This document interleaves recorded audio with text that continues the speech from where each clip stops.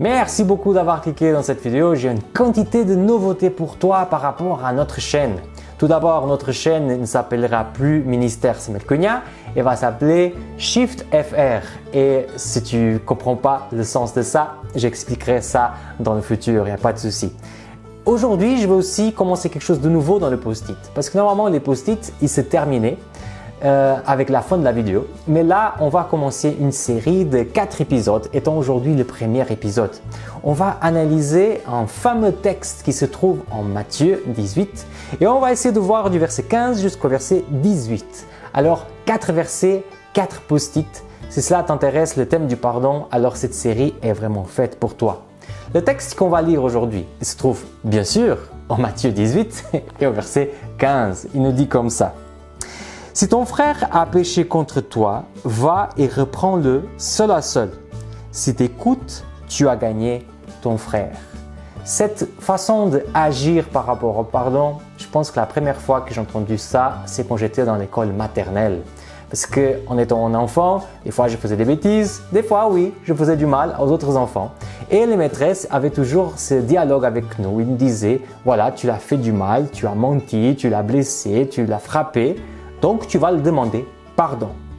Mais le problème, c'est que dans la Bible, le système n'est pas exactement le même que ce système que ma maîtresse m'avait présenté. Parce que le système dans la Bible, il est inversé. C'est-à-dire que le texte dit que s'il y a quelqu'un qui a péché contre toi, c'est-à-dire s'il y a quelqu'un qui t'a blessé, s'il y a quelqu'un qui t'a fait du mal, c'est à toi, personne offensée, d'aller voir cette personne. Ça, c'est impressionnant, ça c'est difficile, ça va être en erreur dans la Bible. Mais non, c'est exactement ce que Jésus a dit.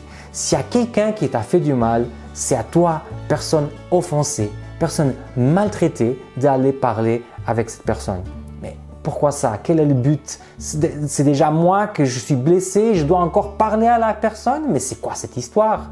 Alors, le texte est intéressant parce qu'il dit que la personne elle a péché contre toi. Et une des caractéristiques du péché, c'est qu'on devient aveugle par rapport aux choses qu'on fait. C'est-à-dire qu'une personne qui est dans une voie de péché, c'est quelqu'un qu'à la base, elle est aveugle par rapport aux choses qu'elle fait.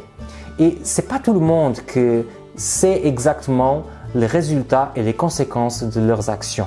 Alors, premièrement, la première étape du pardon, c'est que ce texte nous dit, s'il y a quelqu'un qui t'a fait du mal, va parler avec cette personne. Essaye de voir seul à seul avec cette personne et de dire, voilà, il y a ce moment-là, est-ce que tu as voulu dire ceci, est-ce que tu as voulu dire cela? Fais attention parce que ça m'a blessé. Et là, tu pourras peut-être essayer de reconstruire quelque chose avec la personne qui est en face.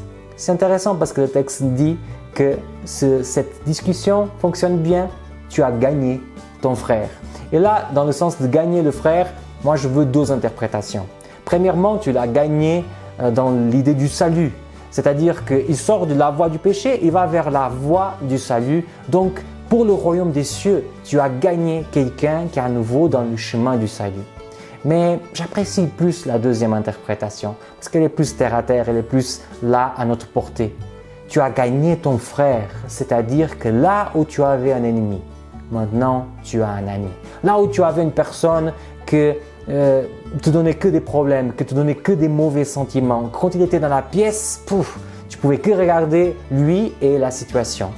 Alors là, tu es libéré de tous ces sentiments et là peut-être tu as gagné un ami.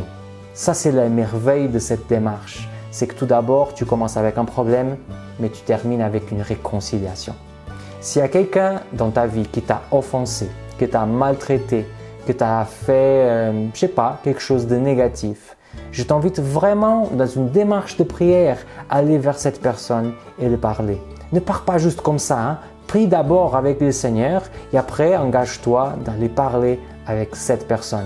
Et j'en suis sûr que le Seigneur va te faire comprendre ou sentir quelque chose de spécial pour ta spiritualité personnelle. Si tu as apprécié cette vidéo, n'hésite pas à le liker et à le partager. Si tu n'es pas encore abonné à la chaîne Shift FR, c'est le moment d'aller sur YouTube et cliquer sur le bouton pour s'abonner. N'hésite pas aussi à voir cette nouveauté qu'on a dans notre chaîne, ce premier podcast avec théologie. Je mets le lien à la fin, comme ça tu pourras cliquer et aller dessus rapidement. Merci beaucoup de ton attention et on se voit dans le prochain épisode de la série. À bientôt, ciao!